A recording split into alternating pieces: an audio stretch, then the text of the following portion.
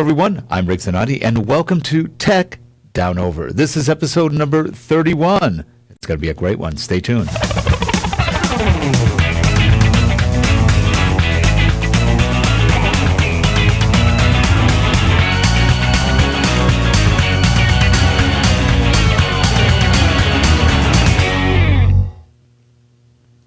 And we are back, and joining us from the land down under is our co-host and good friend, Jeff Blanchard. Hey, Jeff, I noticed you look a little uncomfortable today. I don't know why. No, this is. I'll just tell you a little story. I forgot to flip the camera this morning because when we just switch it on, because I'm down under, it shows everything this side up. So usually we get it right, but today I guess we just didn't quite get it right. People don't realize Australia's on the other side of the world, underneath us. So he is down under, and that's what they really look like, gravity aside and TV aside. So that's okay. It's a common mistake. It happens, but we can get you back. In fact, let me see. There you go. You're back on this shot. That's it. Okay. Wow, that was scary for a second. Because it does make it a bit hard watching TV here, because for our TVs we have, especially for American shows, we have to turn it up the other way so we can see it correctly. That's right. It's just. I better tell everybody I'm joking, or else people might start believing me. Yeah, that's true. There has been stranger things when you do say things in jest that people do believe. There is that. Like the thing we say, we have wombat guards to stop these wombats from bouncing, and kangaroo guards to stop them from bouncing through the windows of the house. But we don't. Sounds really like. Oh, that's funny. Anyway, well, dogs have a good time because when they pee, they kind of pee upside down. It can get messy. It just they just keep doing it on themselves, you see. So you do realize you are actually upside down. If we were to look at you through you'd be upside down, and we would be the opposite. It's just really interesting because we are truly on the opposite side of the world, if you will. Yeah, sort of. We're more to the side, I think, aren't we? So yeah, probably more to the side. And it's true. People don't think this is true, but when you are in the southern hemispheres, the toilets do run backwards, or we run backwards. It's the opposite. Yes, the sink, when the water goes down, I think it's clockwise. It goes counterclockwise, I think, right? And then we go clockwise. Maybe I'm wrong. Maybe it's the other way. I think it's the other way around, but it definitely goes differently, but you just don't notice those little things. It's sort of fun. Well, how have you been, Jeff? Oh, good, thank you. Very busy week. You have those sort of weeks where the work's so hard, but you really enjoy it. Right. Because something's challenging and you get there, it's been really good. And I just enjoy working along with tech all the time and making things work. So things have been good this week. We've and even had a bit of time of looking around to see what's out there as well. So. Yeah, and there's some really good stuff out there. Now, you have a product today that's sort of interesting. This is a first world product, mind you. It is something you attach to a dog. Yes. I think, do we have a video on that? We have a video on that. Shall we play it? Yeah. Okay. Hey, I'm Grizzler, dog and best friend. I love walks. I mean, who doesn't, right? You can see this and this and this. And now I can take photos of all these things.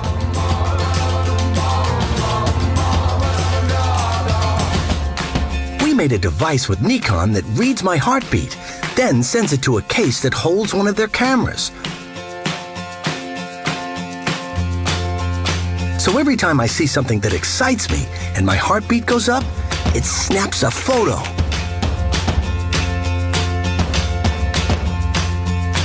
Walks are even better now because I can show people what I like, what I saw today, what I did, where I went, what I smelled, who I made friends with. I can show the world who I am through my photos. And that's the story of how I became a photographer. And this is an official Nikon product, isn't it? Yeah, it's called Heartography. Heartography. Now, you have to admit, this is such a first world problem solver. I don't know if I want to know what my dog's running into or running around. No, and what it does is, works off the heart rate, and as the heart rate starts to spike, then it takes a picture. But I was just thinking that, and just looking at that again, and I thought, gee, aren't we getting lazy as a race? We can't even be bothered taking our own pictures now. We're going to stick it on the dog and say, hey, look at the photos I got. And I was just thinking, what about a 3-axis gimbal with a video camera on the dog? And then we could do some really crazy... You wouldn't need a drone. You said, gee, how do you get that drone going so low? Well, you know, that's... Put it on the dog or the cat. Well, doesn't DJI have the Ninja Pup coming out soon? So you can put the dog right on the Ninja, it flies up... and then just takes pictures all the way through. And then the heart rate's really acting when it's doing that one on the DJI device. But, you know, we sometimes wonder why we're getting so unhealthy. There's so many things to stop us from actually walking or doing something. It's like those things at Walmart where you get the little trolleys, the electric trolleys to go around on. So now I've had a dog who's had anxiety before. So a dog with anxiety, the heart rate's always up. It's always going. I had one. It would be like you'd have to have one of those speed burst shots. So if you say, "Oh, this dog's really worried," you've got 50 shots in in 20 seconds on there. So, but it is a good sort of concept with that. For, if you want to. But I don't know about you, but I don't leave my dog going out and about just running around the neighbourhood. So you'd only be taking it round to. To the park and on walks and that. But then still that would be good to see. You take it on a walk and see what gets their interests. All you'll see is all these, female dogs. Now, you know what it's going to be used for? Here's what's going to happen. You're going to be at work and your wife's at home. And then somehow, suddenly, the dog gets excited when the doorbell rings. And then you see this guy coming to the door that you don't know. And your wife says, no, nobody came over today. But the dog just saw somebody and there's 50 pictures of him. Hey, he's in my bedroom. Who is that guy? With all this technology, there's always this legal angle, isn't there? Yes. It'll be a Magnum PI dog.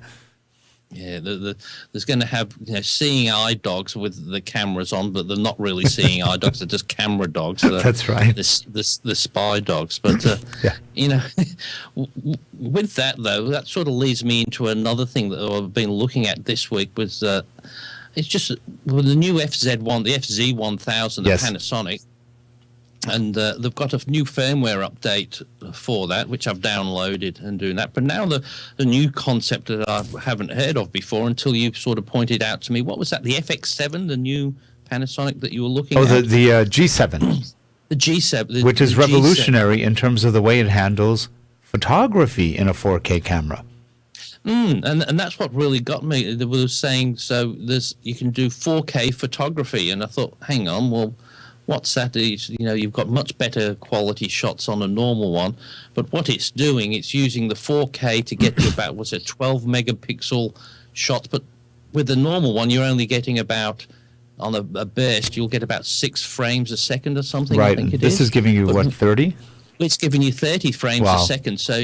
But in a 4K video for stills, it's still a hard concept for me to. It's amazing because what it does is, and what they're talking about is that the photographers, especially event photographers, who are trying to catch that one look or the smile or those things that are really fleeting and they go so fast, but with a burst of 2 to 4 seconds, you now have 120, 160 shots to go through, and you're bound to get the one you want, and they'll be perfectly in focus. And the thing with video, you can't sort of capture a picture off that properly because it's the whole point of motion of video is a bit of a blur in between there, whereas this is taking actual still shots. I've actually uploaded the firmware to mine, took a few shots, but I haven't yet analyzed the quality of them yet. But and I was surprised. I was surprised that Canon did that. Not Canon, but Panasonic did that because. Panasonic, yes. I was going to buy the G7. I go, darn, I don't want to buy another camera, but I have to. But now that they've added the firmware, so at least for us guys who've already invested in Panasonic, they make it easy for you to just do an upgrade. Now you have the same functionality as the G7. So that was actually pretty good. And I'm sure it's a GH4 upgrade as well to their firmware too. To do I don't know if it had the same thing on the GH4, so not sure about that one. I know the GH4 can already take pictures from the video. So as you're taking a video, you can actually snap pictures, and I believe you can also take them. I think there's another way to look at them, but in the lower ones, like the LX100 did not have that, and neither did the FZ1000. But now they've added it. So those are really nice features. So in essence, if you have an FZ1000, you don't really need to get a G7 unless you want the different lens, because it does also have a very nice lens. That's right. But it's quite amazing these days in the early days you got something, you were stuck with it. But now the firmware is so good with all these touch screens. So, well, I don't need an extra button. You just change the setting. You put it into, I think it's still just in the program mode to pick the 4K. You put it into the program mode, I think it is, and then just select the 4K on in the menu and that, and then it all works. That's true. Now, what else do we have on this? And also with that, I don't know if you saw, but while I was looking at that for the G7, that was the one you were saying, wasn't it? So, yes. And they said when they announced the G7, there was also talking about the future plans for 4K and 8K video and photos, including 4K at 60 frames a second. Wow. For this, still shooting, and 120 frames a second. You know how many pictures that is? That's amazing. And the ability to take 33 megapixel still images from an 8K video footage. Wow. That's going to really revolutionize the market. So, and that goes to show where, we always say is you can't always just buy a camera on what the specs are. Oh, this has got so many megapixels. Like this 8K video cameras will do a 33 megapixel quality shot. And it's all like Apple's proved that a lot. Their cameras really is lower spec than everybody else's. But it still does a darn good job. It's just the way they handle things that it does. But you know what? Everybody's saying the same thing. I was watching Dave Dugdale's video. I really like Dave Dugdale. Have you seen his videos? What does he do? Dave Dugdale. He does a lot of. I think it's called learningdslr.com. Oh, okay. And he does a lot of podcasting, and he's the one who did a comparison of the GH4 against the the Canon 5D Mark III. The English fellow.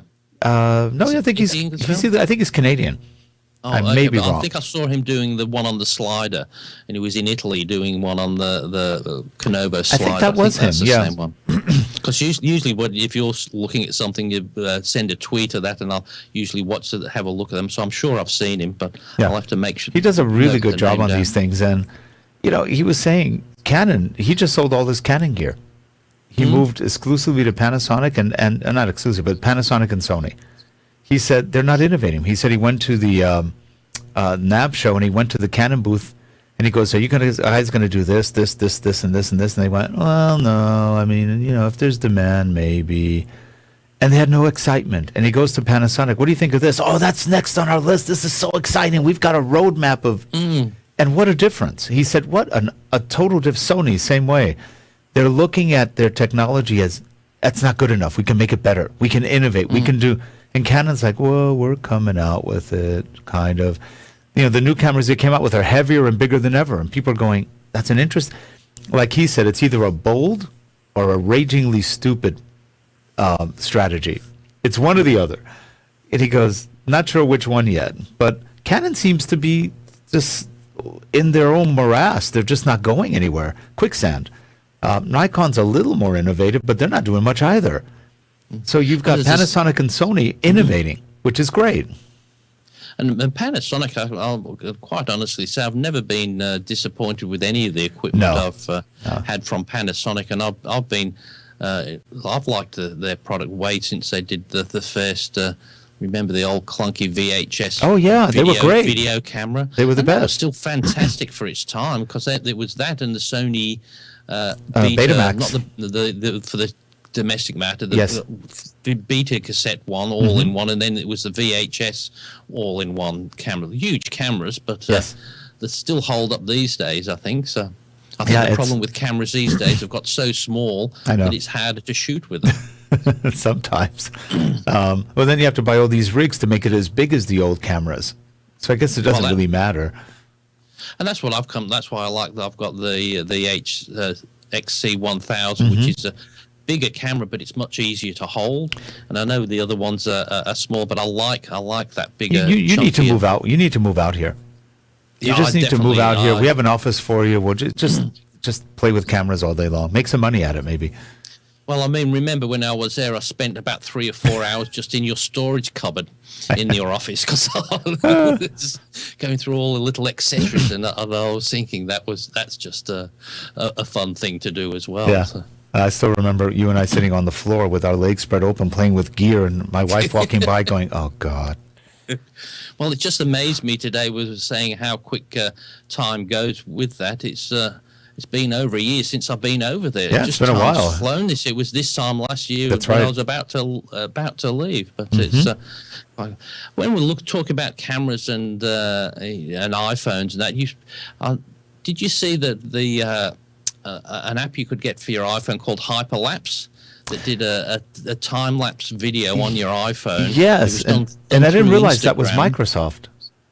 Well, Instagram did it first, and then that's only available for the iOS platform. Okay. And the great thing with that, all it's doing really, like it's speeding up your actual video. Do we have something on But if you just take your video, if you just take your video and speed it up, it's very jerky in that. But they do something quite different to make it smooth. But now Panasonic, not Panasonic, we've got Panasonic on the mind. I know we do. Microsoft have brought their own version out, and it's still called Hyperlapse. Life I don't know how moves they at get its away own calling pace. it the same thing. But videos of your life don't And- have And it. looking there at it it now, goes I right think. now. Microsoft Hyperlapse lets you create high-speed, Yeah, smooth and- stories from your videos. Hyperlapse Pro on Windows and Hyperlapse Mobile on Android and Windows phones gives you the tools to share your life at whatever speed you live by.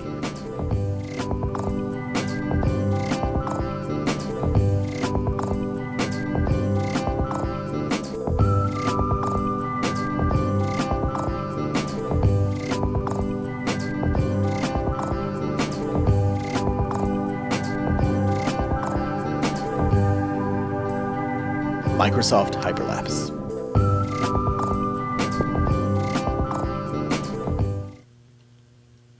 You know, The go ahead. Sorry, I was going to say the great thing with that one is. So we're all about iOS, but that one's for the other part of the market. So that will do the Windows phones and the Android, which the other one, the Instagram one's not available for Android Oh, yet. interesting. So I believe. So, You know, the so, interesting about that is, if you think about it, it's a frame remover. All they do is they go in and take out frames. They probably jump from frame to frame to frame, and they create what looks like time lapse. And what I was thinking, I was just thinking to myself, how do they get the jerkiness out of it? And I think it's probably a bit like the Photoshop technology when you're doing panoramas, and that it's taking out, saying, well, it's matching the shot. Say this one's level, so it takes the ones out in between. You know, the ones that are jerky. Well, I have another theory. theory. The other theory is they may be doing it based on keyframes.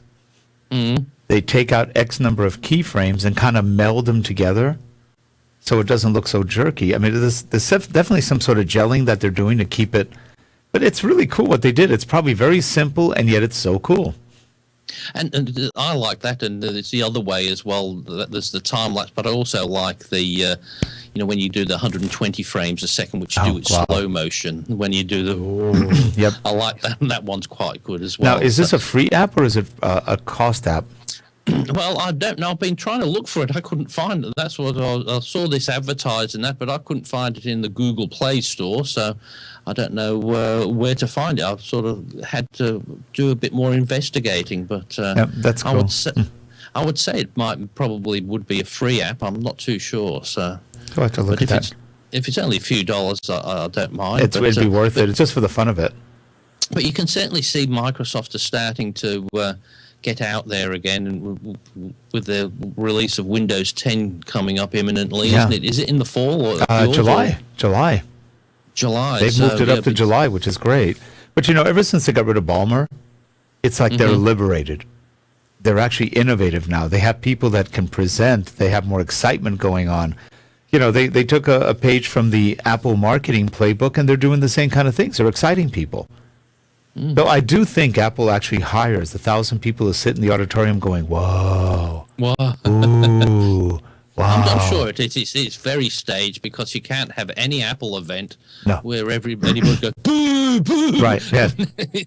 And you can almost feel the cue coming up where there's a round of applause and a cheer, hip hip hooray. You can almost see them, but they showed on one event and there was all these people yelling, but they're all the execs getting paid $50 to $100 million a year. Yep. Yes, they would be screaming. They wouldn't. Wow. I know. I'd be doing anything if they're paying me that sort of money in the audience.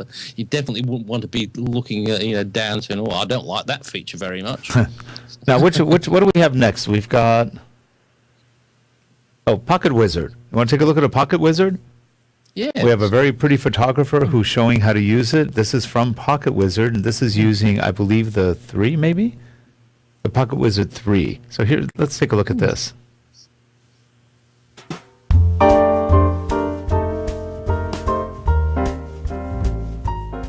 Hi, I'm Tamara Lackey, and we're getting a first look at the Pocket Wizard Plus 3s here at the MGM Casino in Las Vegas.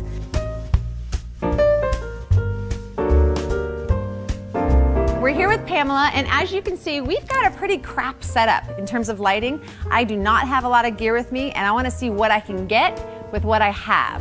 What I have is a camera, 5D Mark II, a lens, 85-1.2, so not so shoddy to start with.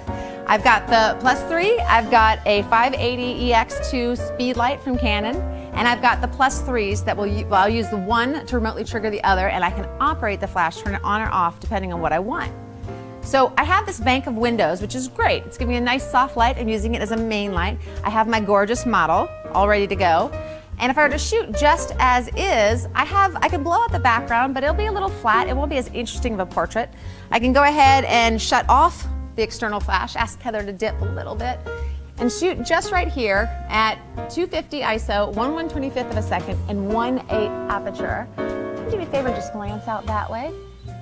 And if I shoot just as is, what I get is a shot that is okay. Let's try that one more time. All right, wonderful. Beautiful. Isn't that palm tree hilarious?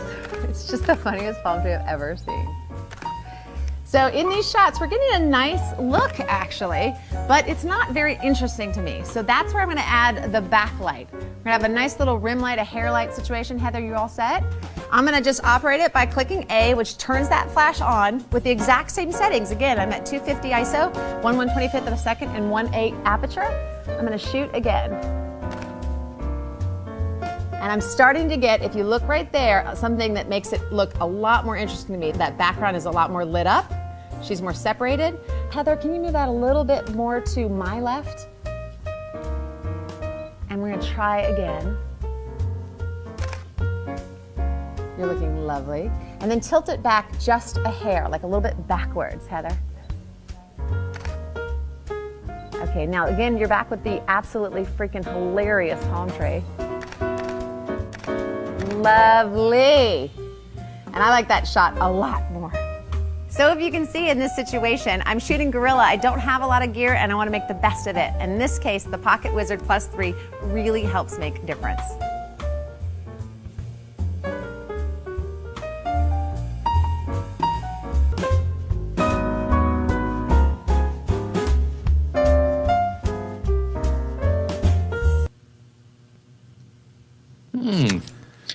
And how much is that sort of going for, Rick? I bought the Plus 2. I bought it yesterday. It was $170 for a pack of 2. So this one, I believe the 3 is about 200 something, 250, 260, or 270, but it does a lot more. The nice thing about these are what are called transceivers. So what they in essence do is they'll take one is a transmitter or receiver, and they can both do both. So you can always change from one method to the other. So it can transmit or receive depending on how you have it set up. And one of them can control many of them. So as you're doing things, it can control a lot of different flash units or strobes or anything else that's out there.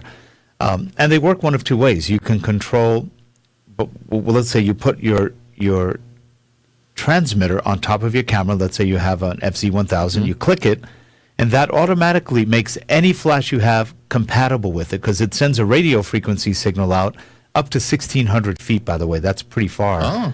That's very far, actually. It could send it out 1,600 feet. That's about 8 soccer or football fields. That's a lot of That's a lot of distance. Long way. And that will trigger as many as you have. You could set up on the 3, which is what we were looking at. You could set up zones, I think up to 4 zones. So you could, or groups. So for example, you have backlighting, you could have side lighting, key lighting. And depending on what you have in those areas, when you hit click, it'll go tuck, tuck, tuck, tuck, and they'll all flash.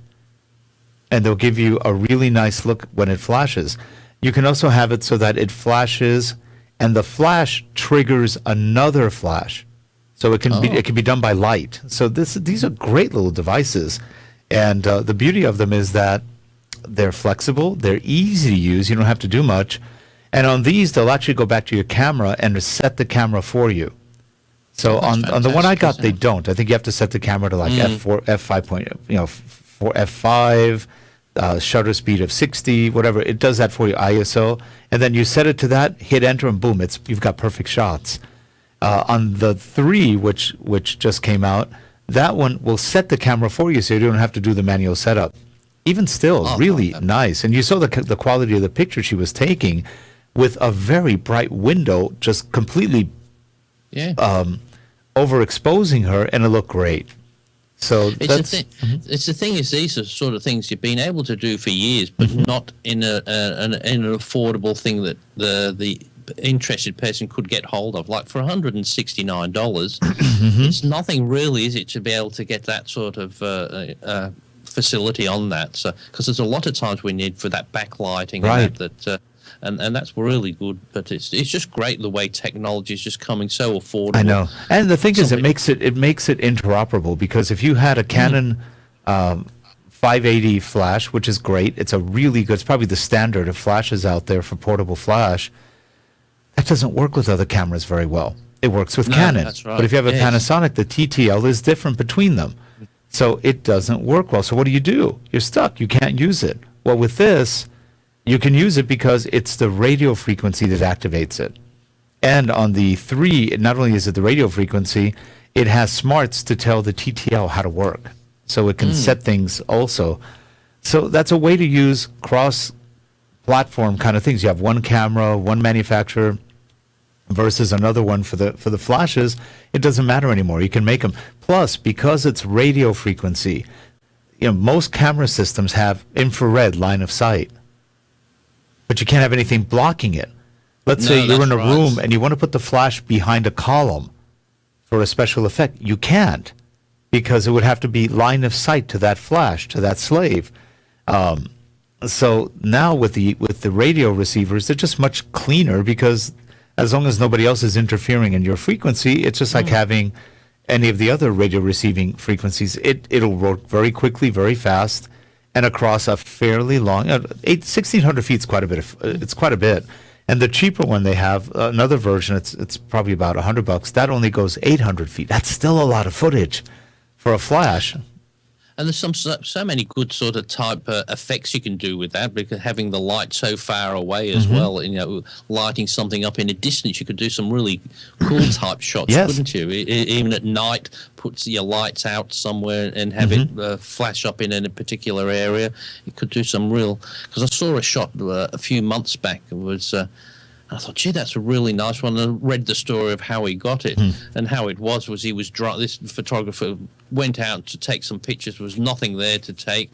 He was driving away and then put his foot on the brake, and he just looked in his rear vision mirror and saw all the trees was covered in the red stoplight.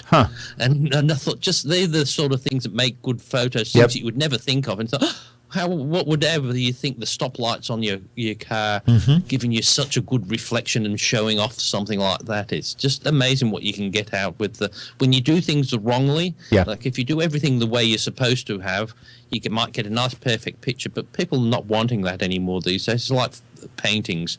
If you're perfectly showing a perfect people don't like that. They like something different. Right. Well, I remember years ago I was watching a comedy sketch one time. It was about the famous producer, a famous director. And they were going, in that movie you filmed, it was amazing how it went from beautiful color to the stark reality of black and white. How did you come up with that? We ran out of film. Ran out of color film. And another one. And then in the middle of the scene, you have the whole set, and then it breaks. It just falls over. A ladder hits it. It's over. And it showed the stark horror of life as life crushes in front of you. And the guy goes, fell over. some stupid grip hit the ladder and it knocked it over. And you just go, that's kind of how things work. It's amazing how, something you don't. I don't know if there's a song called "Come On Eileen." I don't know. That sounds familiar. And at the end of the song, it sort of has the chorus, and then it speeds up towards the end, and it's a really good, thing. And they said, "Well, do you know why it got made like that?" It said they'd been in the studio for a week recording it, and if they'd gone, they said, "Well, now if you go over the next half an hour, it's another, $5,000 to hire the studio." So they said, "Well, we better get it." And they said, and they go, "Hurry, quick!" And then they sped it up and they finished it like that. But it came out as though that was the intended sound. But it's like you said, there's always these innovation comes out of mistakes. These little, but even big accidents. When cars crash, planes crash, anything. They get all these different things, and they get some advantage out of something, don't they? Like you say, like knocking over your camera. Oh God, how do you get that pan down there so quickly? But you kick the camera fell over down, and knocked it. And I'm sure that's how somebody came. Oh, they're good. These foot shots are really good when you put the camera on the floor. Yeah. When somebody's knocked the camera and it's been filming for 5 Yeah, or minutes. if I would just somebody left it there and forgot. And isn't that a cool shot? Now everybody does it. Talk about innovation, there's all this technology in that, and I've come across one thing that's just really annoying me and that I just can't solve, and it's not a huge technical problem, and let's see how you can do it. I've got this MacBook Pro here, and it's got a Thunderbolt connection, and you've got your iMacs there, and I think the iMacs have got 2 Thunderbolt connections. And most of the things that use Thunderbolt, well, a lot of the ones, like the hard drives, they have another Thunderbolt, so you can daisy chain up to 5 items. But I've got my MacBook Pro, and I've got 2 Thunderbolt connections that I want to connect to it, but none of them ever pass through, so I can't use more than 1 Thunderbolt. And then I'm looking around, and there's docks that will give you 2 You need Thunderbolts. a Belkin dock. Yeah, but the Belkin dock takes 1 Thunderbolt to connect into the Thunderbolt to work, so you've still only got 1 Thunderbolt. No, because it'll split it up to 2. It doesn't. But this is said. But then you've still got the that one. From what I look at, that one Thunderbolt dock, you have to connect one of those connections into your computer to connect it to your computer. No, I thought there were some Thunderbolt splitters. I'm pretty sure I saw those. Have a look, but if you can, I've been looking around because I've got this. I want to drive this monitor. I've got a monitor here on a Thunderbolt connection. Well, not Thunderbolt, but just, they use the Thunderbolt for the display connection just to connect that up. But I can't when I've got my Blackmagic, to drive the camera. Right. What's that? The Intensity, is it the Intensity Pro? Intensity Pro. Yeah. So I can either have one or the other, but just annoys me that this technology, and it's very hard, and I don't mind that. I know OWC have a really good dock that's that, but you still can't. I think it still takes one of the Thunderbolts to connect it. So the one Thunderbolt connects all. So you've got all the FireWire. See, I thought the Belkin split it, so you could have one going into 2, but I may be wrong. But all the ones I've seen, they've said it uses one Thunderbolt port to connect it to the computer, because I thought, well, it's just quite annoying because there's not everything daisy chains on that, which would be great if they did, but. And you can't make one just adapt to it. So anyway, if anybody has any ideas and they'll say, "You fool, of course you can do it with that Belkin." But the thing is, a lot of places don't have them these days, and I'm not paying $249. I know, they're expensive. I actually have one, but I've never used it. Yeah, I got one, and it's sitting somewhere, I think, in my office, and it just hasn't been used yet. But I thought it split. I'll check on it. Well, I said that would be good, seeing if you've got one. Have a look, because they said it's... and a lot of places are a bit scared to keep any of these. Because nobody buys them. Yeah. And because they keep changing, because as soon as they bring one out, they discontinue that sort of quality. We built a system last weekend, which is now my new system at work. And was it 2 weeks ago? And... No, actually, no, it was last weekend. And it has a USB 3.1 Type-C connector on it. This is the motherboard. So I said, well, let me see what I can buy for it. cables. That's it. Cables. Cable? I couldn't find one peripheral that had 3.1. Oh, Not so you've one. got cables, but you can't But you can find anything lots of that connects cables. So you to could connect cables to the ether, but it goes nowhere. There's no other. I haven't found hard drives. I haven't found anything yet. So it's just sort of funny having a motherboard that can do all this, but no cables. I mean, no connector, no peripherals. So I'm sure somebody's coming out with them, but they're not out yet. Yeah, the moment they come out with them, they'll discontinue That's right. the port and create something new. I know. So It's- that would be what Apple's way. I'm still feeling sorry for all those people who've got thousands and thousands of Apple connections that are no longer in. That I know. don't work And they've done anymore. that to us for years. They keep doing that to us, and you know the people just go, "We love Apple. It doesn't matter." Yeah, it's quite strange. Everywhere else, you don't like this one where it's just stuck to one brand, but Apple, nobody else seems to They're all kind of- worry yeah. about being stick. Like I don't like to. I never liked using their say iPhoto type thing. I Right. hate using something that merges everything into one big database. Right. I like Lightroom where it leaves your photos alone. Yes, it organizes it, but your photos are still. You don't have to create them again to export them. Now, have you been there. using Lightroom?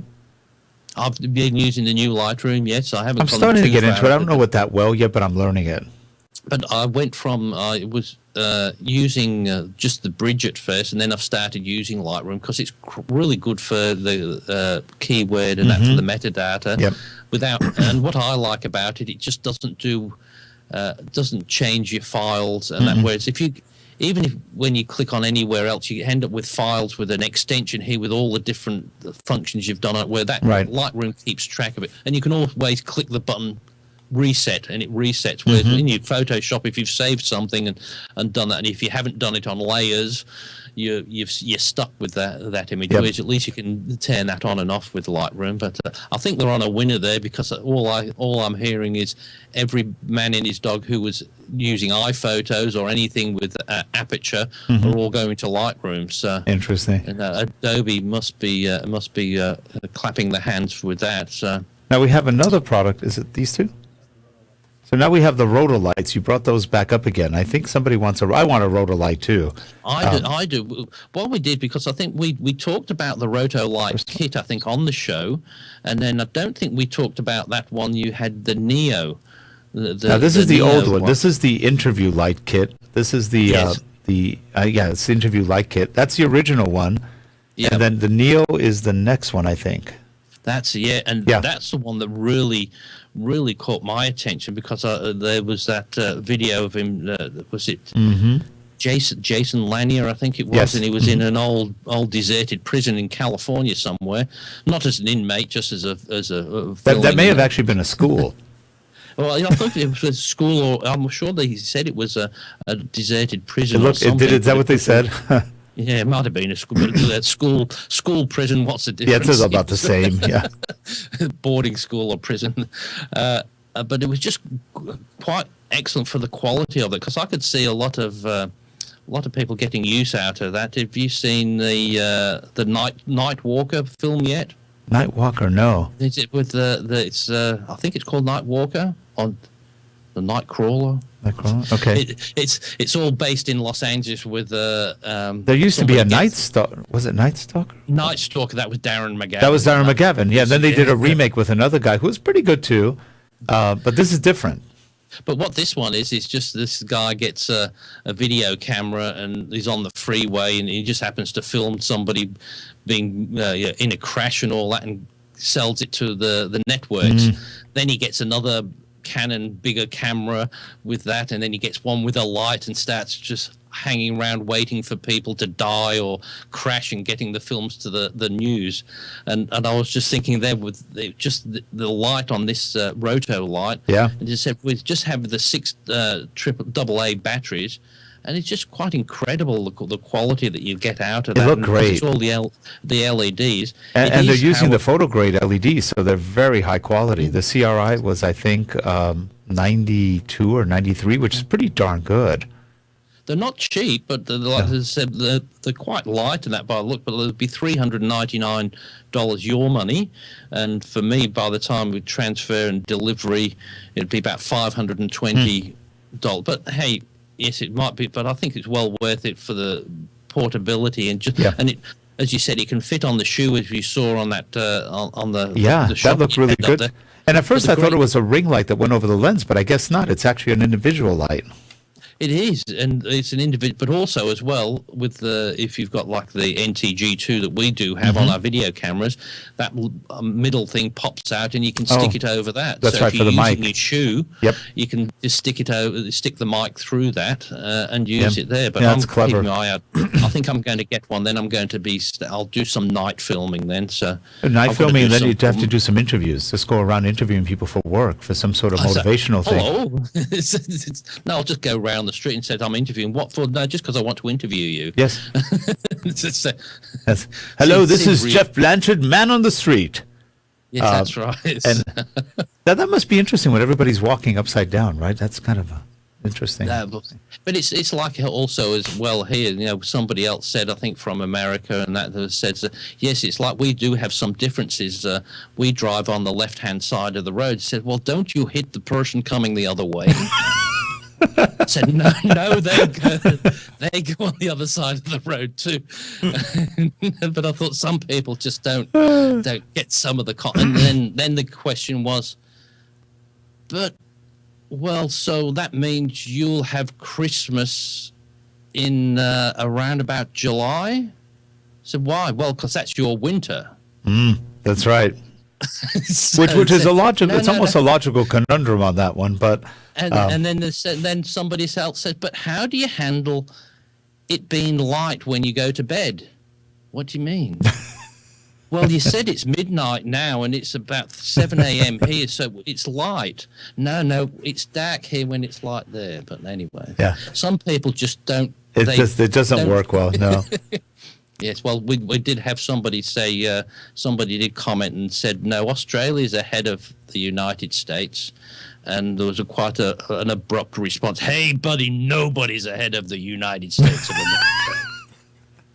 And I remember that. I just thought that was just such a classic line because, you know, thought he was being insulted. So, no, we mean we always get the light first. You know, we're our light's ahead of yours anyway. But you know what? did you- Whenever it comes down to it, there is somebody over us, and that's Canadians. So, see? Oh, yes, that's right. Yes, they're over top. us. They're right over us. Over you. That's right. They win. So, They win. yes, that's right. So I think New Zealand is they get the first light in the world. So they're ahead of everybody, aren't they? They're the first ones that Do they start really? the They day. get the first light? Yep, New Zealand does. It goes from when it goes from Hawaii finishes that day and then starts the day. Interesting. Okay. Yeah, they- you're right, because they- that's probably the next big island, right? Because that's always the one that has the first New Year's, unless and I think all the little islands past there, they're the next ones that go. But I there was actually celebrated New Year's twice one year. I was in Hong Kong when I was almost 17. I was about 16, almost 17 years old. And we went to Hong Kong, and we celebrated New Year's the night before the flight. Then we got on the airplane, and about, I don't know, 4 or 5, maybe 6 hours into the flight, the pilot says, Happy New Year. And it was New Year again because now we were a day afterwards, and we celebrated New Year's twice, once on a plane and once. That was really interesting. They did that. There was a little island, I forget where it is, but it was between Honolulu somewhere and New Zealand, and they were that far in the middle of it. They were going on our time. So, That's not. Is it Fletcher Island? and then they flicked over to the other side. So I thought that must have been really weird. In one day, That's funny. they Is that just Fletcher? flicked Is that over. Fletcher Island? I'm not too sure, but they did. It wasn't about 2 years ago they did that, but they just flicked over because didn't know which way to go, but they did Oh, more that's funny. business with the United States, so they decided, well, we'll flick over beyond their time zone rather than the That's funny. it They're was much right on the easier for international them. date line. That's funny. Did you see that Randy Uberlus is retired from Apple? Did you No. see he's the one who created Final Cut Pro and Premiere Pro in his earlier days? He's the one who Interesting. sort of- Okay. And so that'll be interesting to see what happens, what happens there. So, and if you're interested, I don't know if you are, but he's at the Lapse Pug in Los Angeles next week. Oh, interesting. Sure. Okay. So I'm In, sure Larry Jordan will have him on maybe. Well, I know because it's Mike Horton will be. I hope they're recording the Lassie Pug one. It's at the Hollywood Theatre, I think it is. Okay.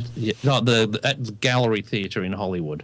That's where, on the 27th. But he's doing a few of them now. He's not shackled by Apple anymore, I suppose. No, I mean it's funny because he was the Premiere guy, then he went to Apple, and now he'll probably go to Sony. Yeah, well, They need that's help. interesting. I'm sure if there's any contractual things, I bet they've got a 6-month thing that he's not allowed to do anything. Possibly, but they're hard to enforce in California. But he'll do all these tours to build up his things, and then people will say, well, we'll wait for you. I'm sure anybody like that, because he's not an old man, though, is he? No, I don't think so. He might be in his 50s. I'm not sure. He looks like he's in his 50s, but I thought he doesn't look like he's not like in his 70s or anything. So he's still got some good years if somebody's offering him enough. Wouldn't be surprised if you see him back at Adobe in redoing the Premiere, because it's quite interesting to see how they're evolving. Yeah. Well, you see Premiere and Final Cut, and people say, "Oh, this is such horrible thing in Final Cut." It's only because they don't have it in Premiere. Then when Premiere do the same thing, hey, this is fantastic now. Yeah. But there's so many similarities between Final Cut and Premiere now. They still keep the chopping and change. But hey, I like them both. They've both got their own appeal, and both got their advantages and disadvantages for the workflow. Sure. But anyone who's doing any video editing, I don't think you could do anything without having both of them at your fingertips. That's true. And like, let's face it, the Apple one's not that expensive to have it there anyway, is it? So, No. And see, in Creative Cloud, if you're doing it, it's not a lot of money to pay out each month to get all the right software. Yep, that's true. Well, Jeff, we are at the end of our time. We had a long show today. We almost went an hour. Oh, goodness. Close to an hour. I think we're like 55 minutes. So we had a good one. Next week, lots more to talk about. There's just a lot of this year seems to be just a ton of new good stuff. So That's right. And I've been very good. I've kept the wallet locked in the cupboard and making sure I'm not going out and buying it. yes, What I'm waiting till somebody September because I think in September, October there'll be a lot of new cameras. Panasonic I and think other so. ones will be releasing some major stuff. So it'll be interesting. Maybe the GH5 will come out. They always do for Christmas because they've got to get that thing for Christmas when people are out buying Yeah. it. To say, well, we've got to have something new, even if it's the same thing with a different badge and a different price point. But a lot of the times you'll do bring something new out and they'll have a good price point for the previous one. So all good for those consumers. Fun stuff. Well, Jeff, as always, a pleasure. And for all you people in the chat room, actually, we don't have a chat room. For all you people watching this show on YouTube, there is a thumb up and a thumb down. Don't worry about this one. Thumb up. Thumb up. Click on it. Thumb up. Click on it and see what happens. It should change color or something. But click on it. And there's a little subscribe thing somewhere around there too. Click on subscribe because you know what? When you do that, it makes us feel good. And that's nice. That's a good thing. And one day we'll make you feel good. Well, actually, that's what the shows do, supposedly. So click on the thumbs up and the subscribe button. Please.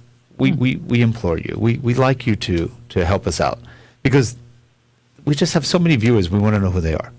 So click and subscribe because we will appreciate it. And YouTube supposedly does something nice when you have a lot of clicks and subscribes, though I have no idea what. And send us an email, and if you're interested enough, you could come on as a guest. That's right. We would love to have. We want guests, and we'll also do product reviews. So let us know what you want to see. Send us the product, and we'll review it for you. So that'll be fun. Anyway, have a good one, everyone. We'll see you next week on Tech Down Over. Bye, Jeff. Bye for now.